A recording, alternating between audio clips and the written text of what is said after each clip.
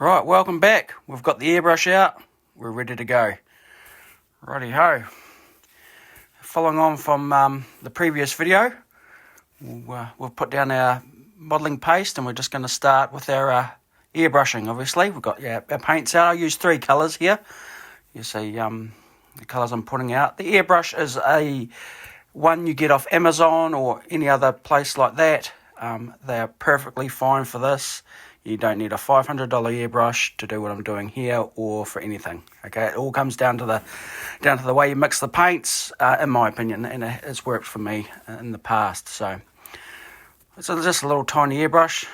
Just runs off a little compressor. I won't go through the whole 3 colours of emptying into the airbrush. I'm pretty sure we were to work that out. So we'll just chuck some in here. Now, I've already mixed this up this morning, so it's already been pre-mixed with IPA, and I just fill it right up to a thin consistency. So that's what I'm sort of saying. It all just comes down to the paint.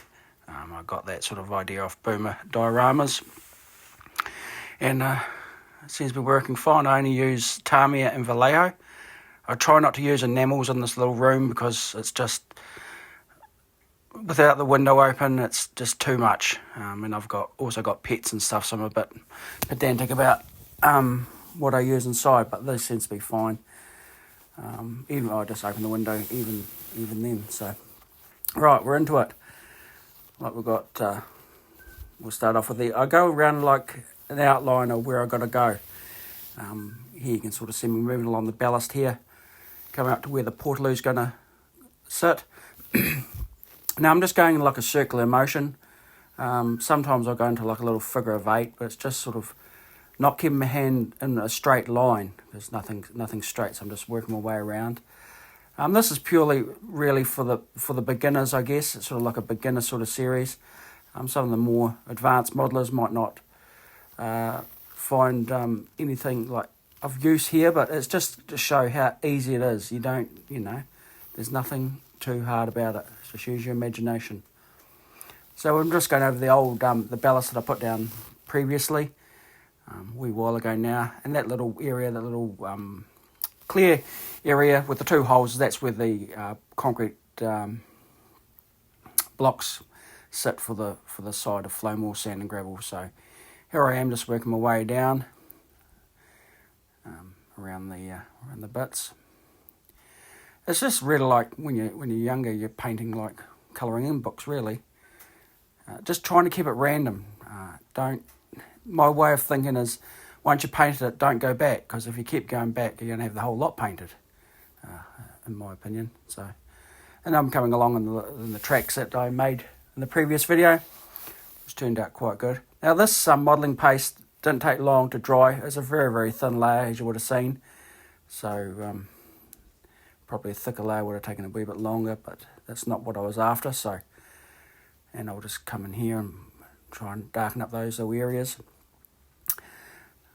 That's the beauty of the Tamiya. I'll go and decide I'll go up there and do a little bit up and around the area that I missed. I'll come back and where those road cones are, I'll come back and ballast and that sort of stuff, because this is just the extension piece really across the door for when I do big operations. And now I'm coming in with my figure of 8 pattern. So you can sort of see it building up now. This is what I'm talking about, the randomness. You'll see some of the white coming through, but don't worry about that. They'll all get all fixed up and all get all blended in the end. So we'll keep doing that. A little bit darker around where the bulldozer sits, and just sort of feather it out. And you can start seeing the ground texture now, so you can sort of see where a puddle would be or anything like that. So now's your opportunity to sort of darken up those areas with that dark paint. I work from darkest to lightest. I like doing that because when I clean my airbrush out in between colours, sometimes I really don't really clean it out. If I'm doing earth colours, I'll just dump the next lot in, provided that there's not heaps in the cup there, and then do like that. So I'll put my little airbrush back underneath there, and I'm pretty sure I'll start on with the next colour. So we'll have a little look-see here. So you can sort of see the darkness, sort of darkening up a bit around the tracks and around the outside there where I've done the figure of 8, so it's working quite good. Right, I decided I'd do a little bit more on those tracks just to darken them up a little bit, make them shine up. Shine up, they shouldn't be shining up, showing up. So that's what I'm doing there. Just nice easy on the trigger, just practice, it's all it is. You don't need to pull full throttle. I don't think I've ever pulled full throttle on this thing. But yeah, just work your way along. Now the next colour, buff. Geez, that was quick, that was good editing. Yeah, so you can sort of see I'm building up the area here. Now I'm coming in from the outline that I did with the first coat, so I'm still keeping it random. Behind the portaloo, it's not too bad. You're not really going to see too much behind there. There is a little fence that goes in there, so. And then you just work in a figure of 8 pattern. And then you try and pick up the areas that you missed purposely with the first off flat earth colour. I went a little bit off camera there. I was just doing a bit around the top corner there. So you can see it building up there lightly, just light coats. Then just come back down. I'm obviously doing a voiceover over on this, so it's hard for me to remember where I was, but you can see it's almost like dry brushing around the tracks there, so I was really quite happy with that. So just keep going a little bit in there. And like I said in the previous video when I was laying down this ground cover, you've got to know when to stop. Right, deck tan. Next one, this will be for the sort of like the highlights. I'm by no means an artist or anything like that. I just use the basic 3 colours, and try and get it looking as realistic as possible, and make it as easy for people to follow. So I'm going over all the old ballast there. So they're doing a little bit. Most of this will get covered up by pipes and bits and pieces, but it's worth having a bit of a practice, a bit of a play. So just try and knock those areas down, but then with each layer, don't try and beat the other layer. Don't try and cover all the other layer up. It sort of defeats the purpose. So you sort of just want to, like I said just before, got to know when to stop. So next up, we'll get onto the washers. Now, I use Vallejo. We've got concrete here. And the next one is, what have we got there? We've got light brown. So you can sort of see the previous airbrushing layers. It's all done in one day. So you can sort of see what I'm aiming for there. It's all been all masked up. We've got my concrete blocks back in there again. So here's my little test piece. That's your concrete in the middle, as I'm about to show you. Yep, concrete in the middle. And then on the right hand side is light brown. And then the one on the left was yellow ochre. Ochre. There we go. That's a word. I decided not to use that. So we're into it. So it's just some water. Now, just normal tap water. Nothing special about it. Just normal tap water. Yeah, I don't put any dishwashing liquid or flow aid or anything in it. I find I don't really need to. A little brush, just a cheap brush. And then we'll grab my little palette. So for that little colour there again, chuck it in my little palette as soon as I find it. And should be good to go. So I found the palette now. Look at it, disgusting. But it works. So we're into it.